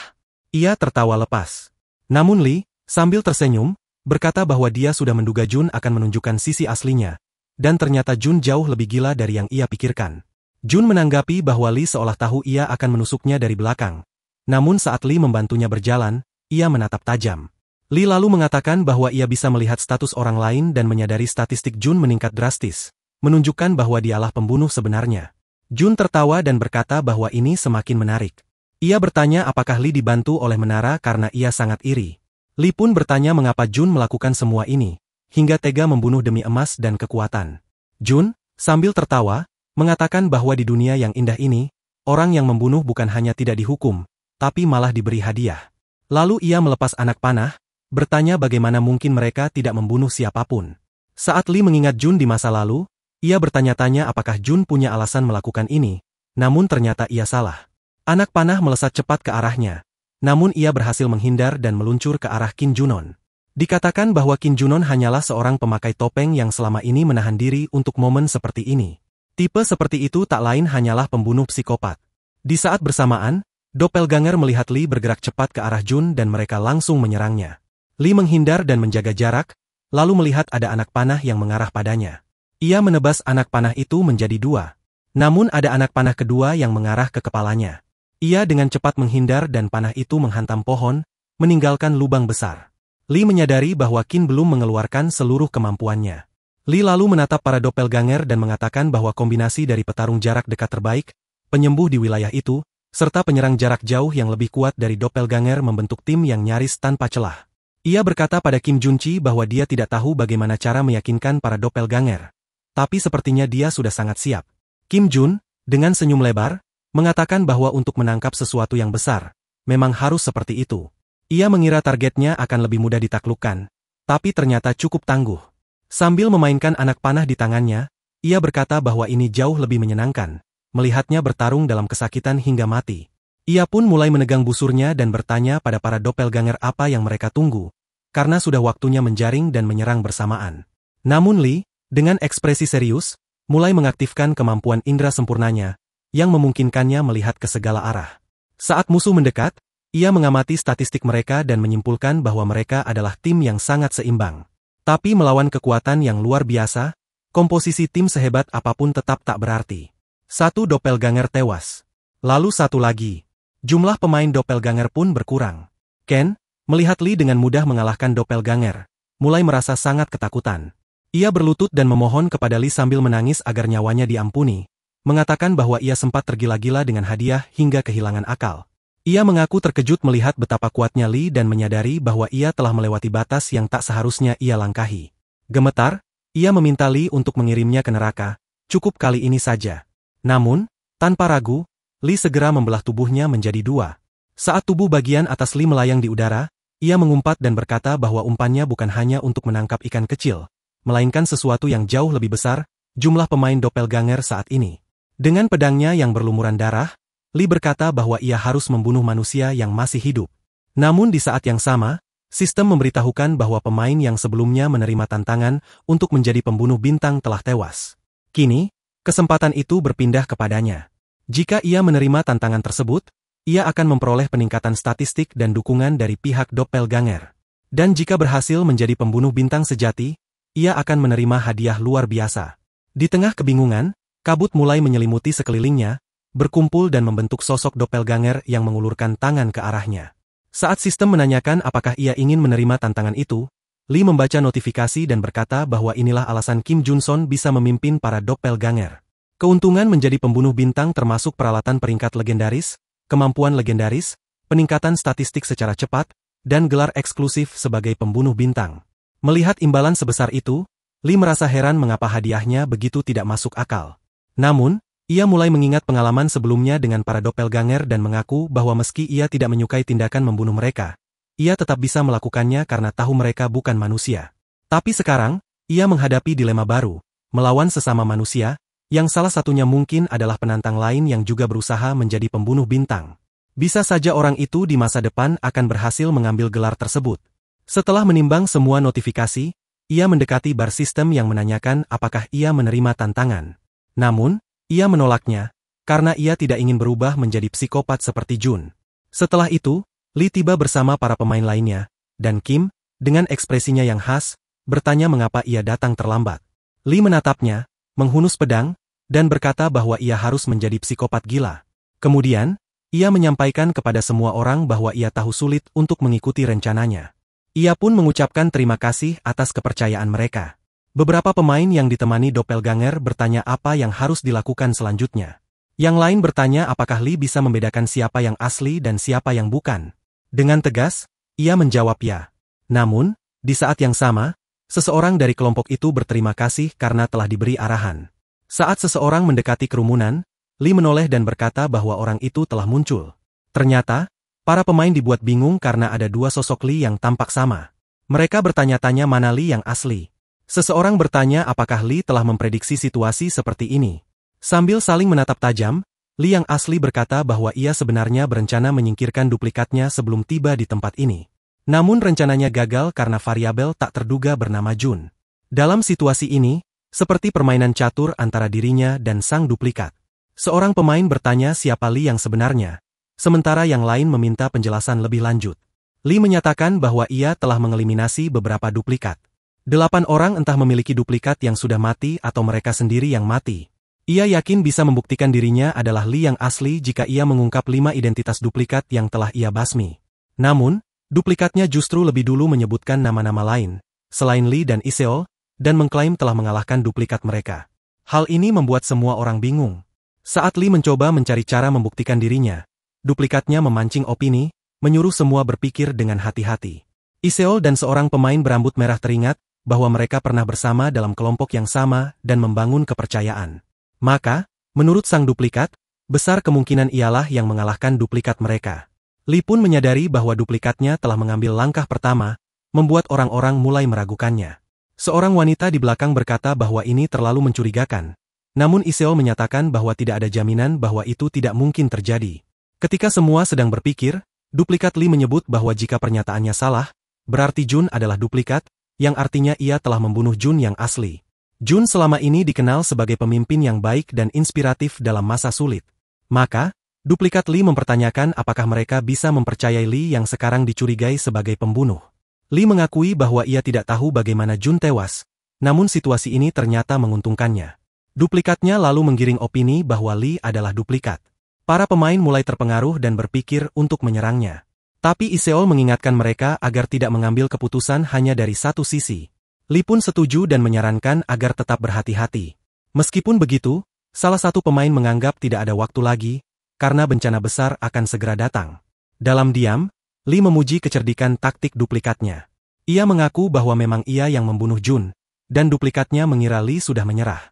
Namun, Lee menyatakan dengan penuh tekad bahwa Jun adalah seorang pengkhianat. Saat ia menyerang duplikat Jun, serangannya gagal. Duplikat Lee mempertanyakan tindakannya, tapi Lee kembali muncul, mempertanyakan apakah Jun memang benar-benar pengkhianat. Ia memanipulasi situasi untuk mempengaruhi pandangan orang-orang. Ia menjelaskan bahwa jika seorang duplikat membunuh seseorang, sistem akan memberi notifikasi, jadi mereka tak akan membunuh sembarangan. Lee bisa saja membuktikan dirinya dengan membunuh duplikat itu, namun ia justru menuduh Jun sebagai pengkhianat. Hal ini memicu kemarahan seorang wanita yang teringat akan kebaikan Jun. Saat amarahnya memuncak, ia tiba-tiba dihentikan oleh panah yang ditembakkan oleh duplikat Jun. Jumlah pemain dan duplikat pun berkurang. Duplikat Lee tertawa puas, namun kemudian duplikat Jun berhasil ditumbangkan oleh Sechan. Sechan meminta maaf kepada Lee karena sempat meragukannya. Akhirnya para pemain menyadari bahwa Junlah yang merupakan duplikat, dan Lee adalah pemain asli. Mereka pun bersiap menghadapi tantangan berikutnya. Lee menyatakan bahwa ia membutuhkan semua pemain dan mereka akan mengikuti arahannya, sambil mengenang masa-masa kelam di masa lalu. Dengan senyuman tipis, ia merasa seolah deja vu. Dengan penuh keyakinan, ia menyampaikan rencana akhirnya kepada semua. Sementara itu, doppelgangernya menyerang dengan mengatakan bahwa setelah semua yang terjadi, kini adalah segalanya atau tidak sama sekali. Meski begitu, Lee berhasil menghindari serangan doppelganger itu dengan pedangnya, dan sambil terus bertarung, ia menyuruh yang lain menggunakan semua emas yang mereka miliki untuk meningkatkan statistik mereka. Para pemain pun mulai meningkatkan statistik mereka, membuat para doppelganger tidak lagi mampu menandingi mereka, karena kini para pemain jauh lebih kuat dari sebelumnya. Setelah semua doppelganger dikalahkan, mereka diberitahu bahwa statistik para doppelganger sama dengan saat para pemain pertama kali memasuki lantai 2. Berkat peningkatan statistik dengan emas, mereka bisa menyelesaikan misi ini tanpa korban tambahan. Namun, Sechan tetap mengumpat karena jika bukan karena Junsi, sampah, mereka semua bisa selamat tanpa kehilangan siapapun. Setelah mendengar hal itu, Lee mengatakan bahwa Sechan mungkin adalah orang yang paling kecewa karena ia berada dalam kelompok yang sama dengan Jun. Selain itu, Lee sendiri juga merasa kecewa karena tujuannya adalah untuk menyelesaikan lantai 2 dengan selamat tanpa ada yang meninggal. Namun, ia juga mulai bertanya-tanya bagaimana situasi di wilayah lain, karena bisa saja lebih buruk dibanding tempat mereka, mengingat tidak semua wilayah memiliki seseorang sepertinya yang bisa memandu. Jika orang lain mengikuti jalan si pembunuh bintang, situasinya pasti akan lebih rumit, dan pertempuran ke depan bisa jadi jauh lebih sengit. Meski dirinya masih lemah, ia percaya pasti ada alasan kuat mengapa ia memiliki kemampuan khusus untuk membaca panduan. Maka, sambil mengepalkan tangan, ia berkata dalam hati bahwa meskipun tidak semua hal yang ia alami sejauh ini menyenangkan, selama masih ada orang yang percaya padanya, ia akan melakukan segala cara untuk menyelamatkan sebanyak mungkin orang. Namun, saat itu juga, pikirannya terputus oleh Sechan yang berterima kasih padanya karena bisa selamat berkat Lee. Tapi Lee mengatakan bahwa itu semua karena semua orang mengikuti rencananya. Sechan lalu berkata bahwa meski ia berkontribusi cukup banyak, namun tetap berada di level 2, mungkin ia malah diberikan kemampuan khusus yang membuat proses naik levelnya lebih lambat. Mendengar itu, Lee berpikir bahwa kehati-hatian dan kemampuan pengambilan keputusan Sechan sangatlah hebat dan akan berguna di masa depan. Tapi tiba-tiba, Sechan membungkuk dan dengan tulus meminta maaf karena pernah meragukan dan meremehkannya. Para pemain lain pun ikut meminta maaf kepada Lee, namun Lee mengatakan bahwa mereka tidak perlu meminta maaf.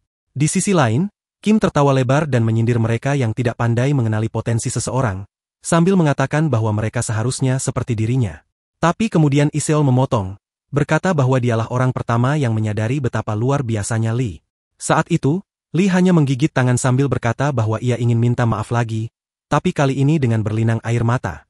Lalu, cerita beralih ke Sechan yang mengatakan kepada Lee bahwa ia tahu permintaan ini mungkin terdengar tidak tahu malu setelah semua yang terjadi, tapi ia ingin Lee yang memimpin mereka mulai saat itu. Hal itu sangat mengejutkan Lee, tapi ia tersenyum dan menyetujuinya. Selanjutnya, cerita berpindah ke beberapa menit sebelum misi berakhir, saat sistem menginformasikan bahwa jumlah pemain doppelganger yang tersisa adalah 1. Para pemain, yang merasa sudah mengalahkan semua doppelganger, mulai mencari yang terakhir.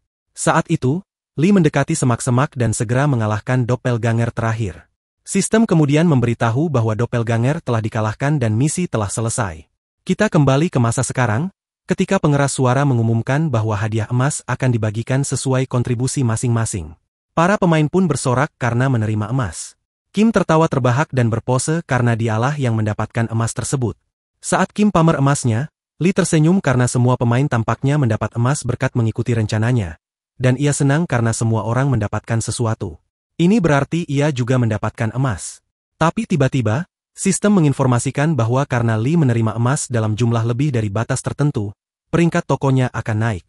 Saat melihat item-item baru di toko, ia berpikir beginilah sistem bekerja, dan jika ingin membeli item langka dan tingkat tinggi, ia harus meningkatkan peringkat toko. Namun, yang ia butuhkan sekarang adalah meningkatkan level pedang dasarnya. Pedang dasarnya pun naik level. Setelah mendapat notifikasi itu, ia teringat kembali pada monster bencana, bahwa meskipun saat itu ia tidak tahu, ia telah menggunakan pedang tingkat tinggi, yang membuatnya pingsan setelah digunakan. Jika pedang seperti itu bisa dipakai hanya dengan emas, maka itu harga yang murah. Dengan begitu, ia menyelesaikan belanjanya. Tapi kemudian ia melihat ke arah Iseol, yang menerima notifikasi bahwa Lee telah membagikan emas padanya. Melihat notifikasi itu, Iseol bertanya mengapa Lee tiba-tiba memberinya emas.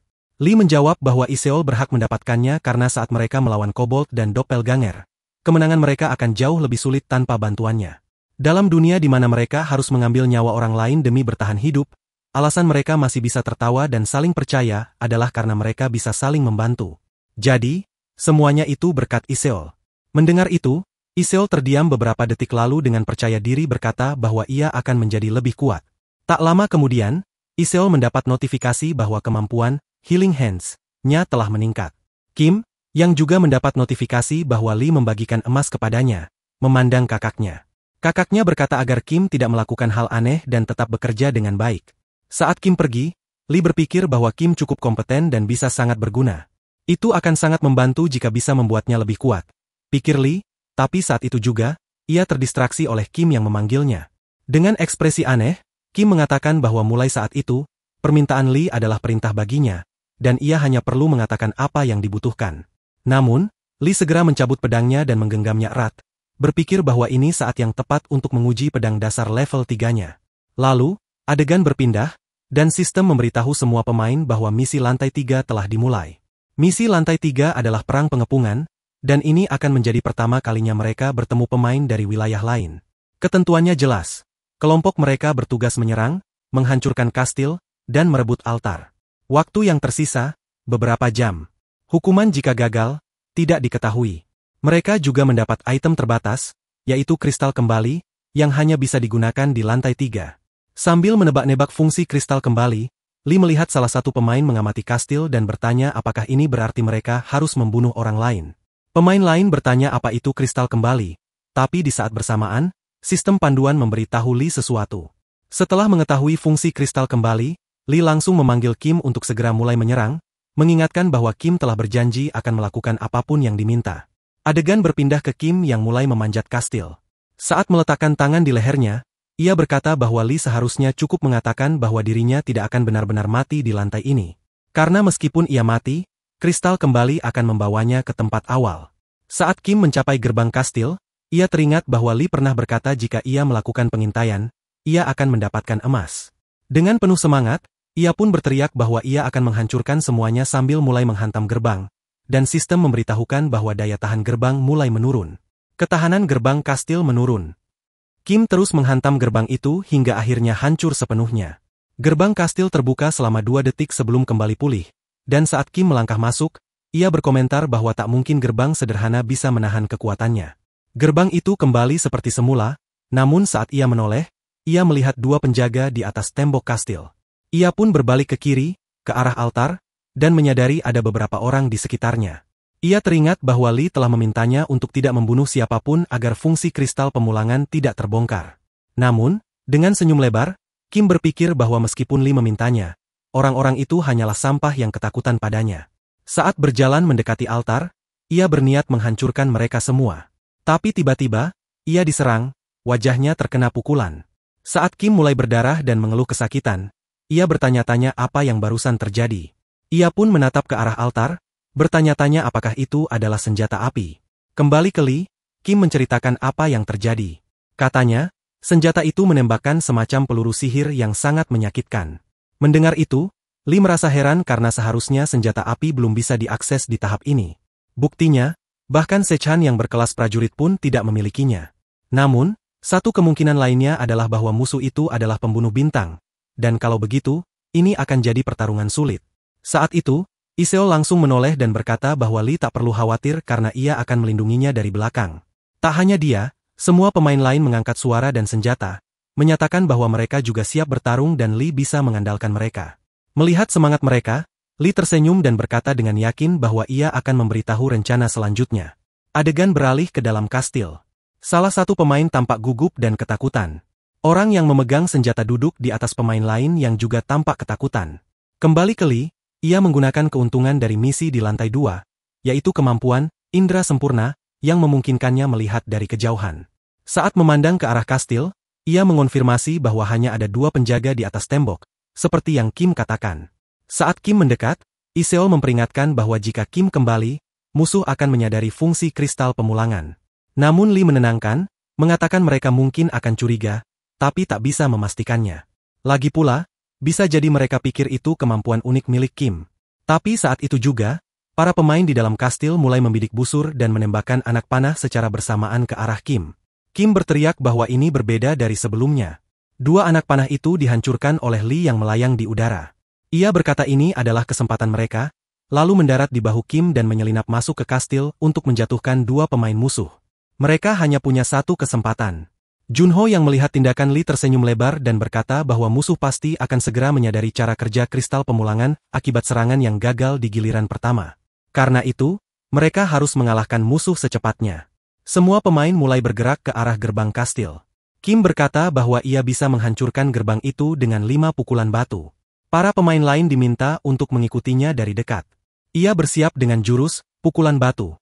Tapi sebelum sempat menghantam gerbang, ia diserang.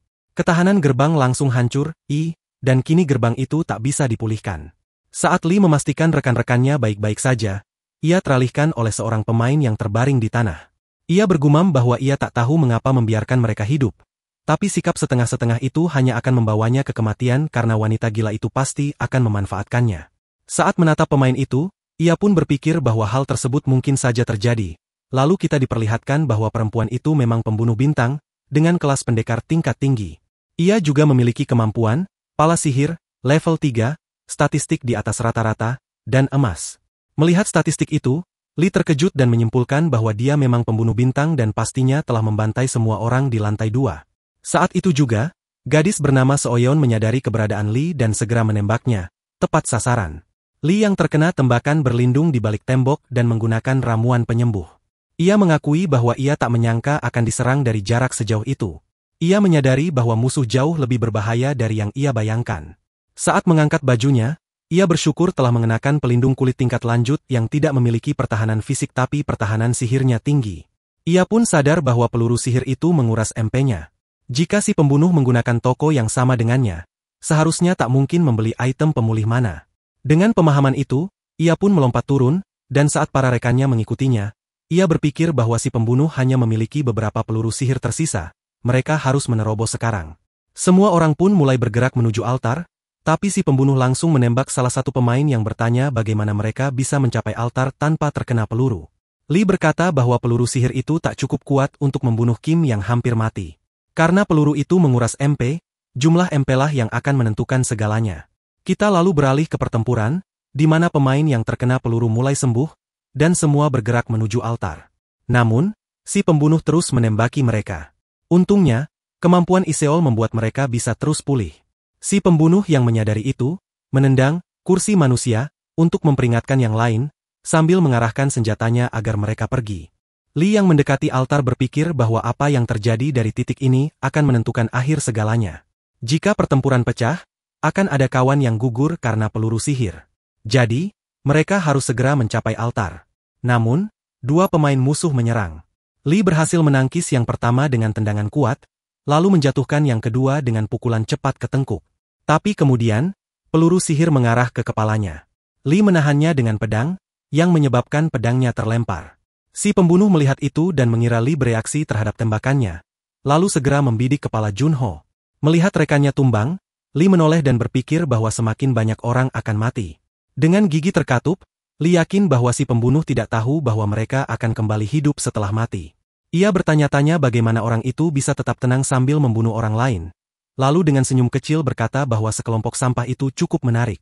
Mendengar itu, Lee menjadi sangat marah, menggenggam pedangnya dan langsung mengaktifkan kemampuan pendekar dasar level 3.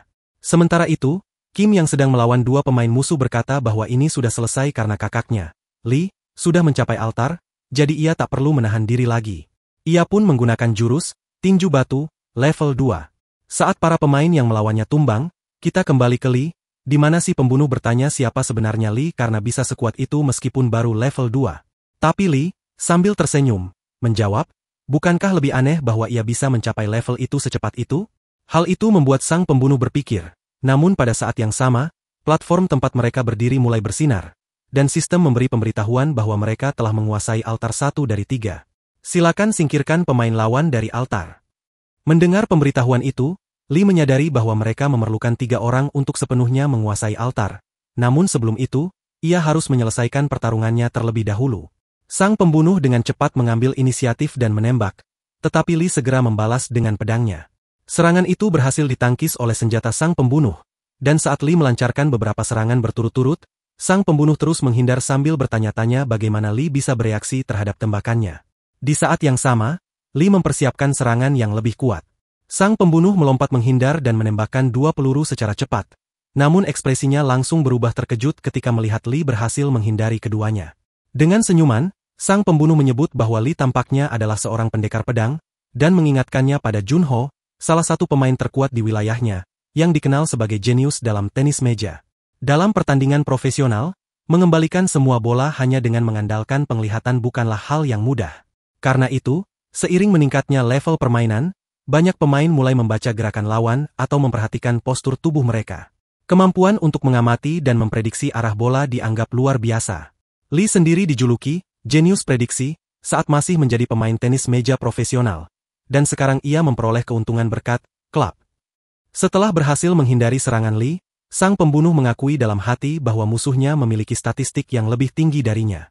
Namun, di saat yang sama, Sechan memberitahu Lee bahwa mereka telah selesai. Kim menambahkan bahwa mereka harus segera menyelesaikan semuanya sebelum si pembunuh kembali. Mendengar itu, sang pembunuh bertanya apakah kristal pemulangan berfungsi sebagai alat kebangkitan. Lee menjawab bahwa memang begitu, namun informasi itu tidak penting lagi saat ini. Dengan tatapan serius, Lee mengatakan bahwa meskipun sang pembunuh memiliki kemampuan tersembunyi yang memungkinkannya melancarkan serangan, ia yakin bisa menahannya. Maka ia kembali bersiap, karena ia hanya perlu menanggung risiko serangan demi memastikan kemenangan. Namun, sang pembunuh kemudian bertanya apakah Lee benar-benar percaya bahwa ia sudah menang. Saat itu terlihat bahwa ia menggunakan emasnya untuk meningkatkan kemampuan menembaknya ke level 4. Ketika Lee melihat hal tersebut, ia segera melancarkan serangan. Namun sang pembunuh segera bereaksi dan berhasil menghentikannya, membuat Lee tak berdaya. Di tengah kekacauan, rekan-rekannya berlari ke arahnya sambil memanggil namanya, dan sistem pun mengumumkan bahwa misi di lantai 3 telah diselesaikan.